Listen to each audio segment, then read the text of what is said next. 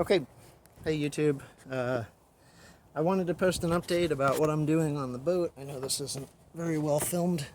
Let me back up first and show you where we are. So,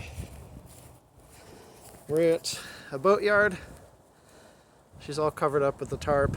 And we're still working on the bottom. I had a couple years where I just didn't get anything done to this. But as you can see, there was a considerable amount of blistering. Definitely had the pox. Most of them are really small and confined to the gel coat or the first layer of chop strand mat.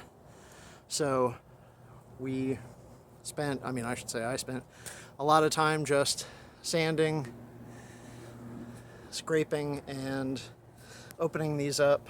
This had been out of the water for a few years, so they were very dry. I didn't get any fluid out of any of them, and I suspect that if you can look at this one here, you can see the blister was where my finger is, but all this chop strand mat around it, I think, was just very poorly saturated with resin, and I really think that's what's causing all the problem.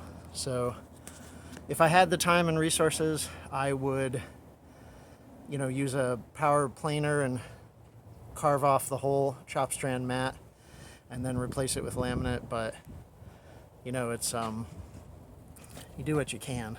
Anyway, I've repaired some of the old through hulls. So here you can see these were, I think, this was a through hull repair that happened before I bought it, and there's another one on the other side. And for some reason, rather than putting holes in where the old holes were, the previous owner or owners of this boat installed a new through hull here for a knot meter, of all things, below the water. I mean, obviously that would go below the water line, but really to put a hole in a boat just for that. And then this was the most remarkable one. This was a through hole that they had put in for a sink drain on a boat that has no running water, which is an odd choice, I thought. And I'll show you the third through hole that I repaired. We're going to walk around the outside of it. It was here at the stern. Sorry, I'll keep this orientated one way. So here at the stern, they had put in a through hole for cockpit drainage because on the Cal 20s, they originally had an inboard well, but as you can see, looking at the stern here, this inboard well had been glassed over, essentially. So what that means is I'm going to install some new cockpit drainage through the transom to the sides of the cockpit, and of course that'll be a whole other project, but I'll put some video up of that. But in any case, we're getting to the very end of the process of the bottom here, so I wanted to show you. This is a section that still has paint on it. That's what it all looked like before it was sanded. I know this isn't very bright, I'm sorry.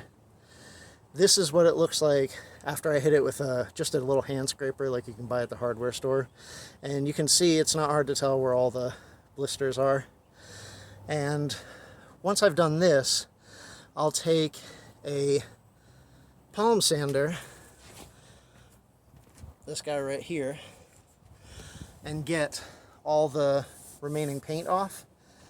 And then when that's done, you can see where the blisters are, because they look like, even after you have the paint off, because what you'll see is, excuse me, there's one right here. I'm going to try to get it to focus in on that. It just looks like a little half circle crack in the gel coat where it was pushed up and the gel coat cracked.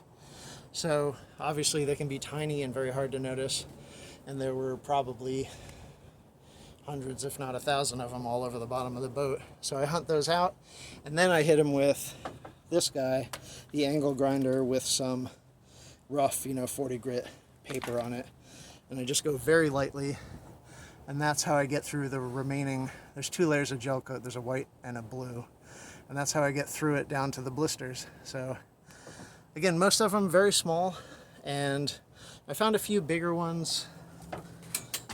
So I can get this one on camera. I ground it out a little bit. this was down to the roving, and so the ones those size are going to get a patch with a few layers of laminate. But the rest of these, the real small ones, like, you know, this guy right here, which was barely into the chop strand mat, you know, or something like this, they're basically just going to get faired out with some kind of below the waterline compound. I forget what you're supposed to use for it, if it's you know, Q-Cell or Fibrocil or whatever, or even just milled fiber in an epoxy putty. And they're going to get faired a little bit. I'm not going to go crazy with it. I'm not racing this boat, so I don't care if the boat is perfectly, you know, perfectly flat on the bottom. I know that sounds odd, but that's the way she goes. And anyway, that's where we are. So the next stage after I finish, as you can see, there is just the port side up to right about here that still has paint on it.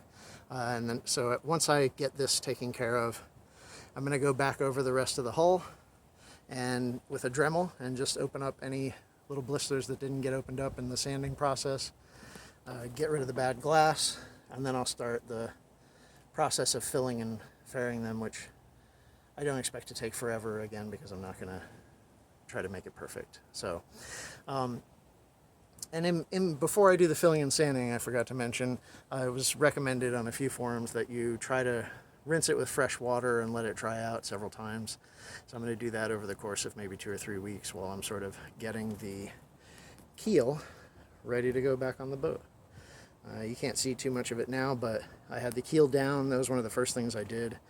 I ground all the rust and everything off of it. It's cast iron, and encapsulated it in epoxy.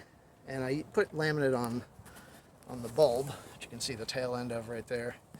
I put laminate on the bulb and the edges of the blade, and I'll show you all that stuff when the keel goes back on.